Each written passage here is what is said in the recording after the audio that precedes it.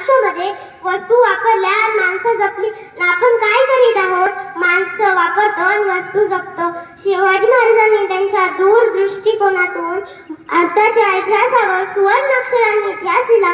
त्यांची केली प्रत्येक गोष्ट आपल्या मनात ठासून बनली आहे. म्हणून असाच एक प्रसंग मला तुम्हाला सांगावासा वाटतो. एकदा शिवराय कर्नाटकाच्या मोहिमेवरून महाराष्ट्रात परत येत होते, तेव्हा तिथे एक बेलवाडी नावाचं गाव होतं.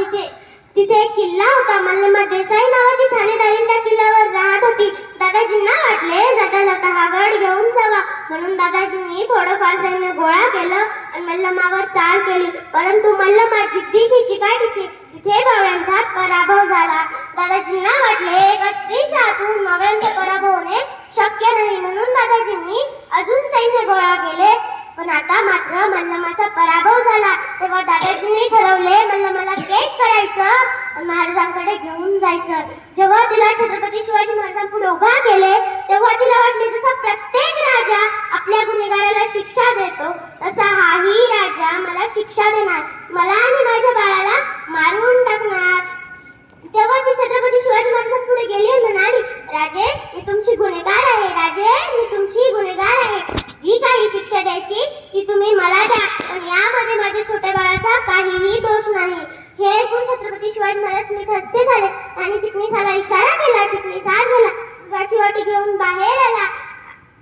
शिवाजी महाराजांनी मल्लम्मा देसाईच्या मुलाला मांडीवर घेतले आणि त्या दुधाच्या वाटीतून त्या बाळाला दूध पाजू लागले आणि म्हणाले, हा जो आमच्या मांडीवर बसलाय ना तो आमचा भाचा.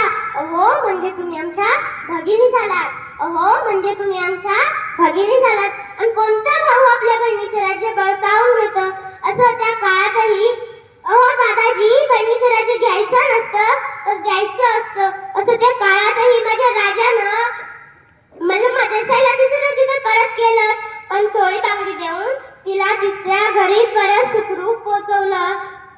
म्हणूनच मला नक्कीच म्हणावंसं वाटतं की शिवाजी महाराजांनी जे केलं ते जगाने कधीच केलं नाही, आणि जे जगाने केलं ते शिवाजी महाराजांनी कधीच केलं नाही. म्हणूनच जगाला छत्रपती शिवाजी महाराजांपुढे झुकावं लागतं.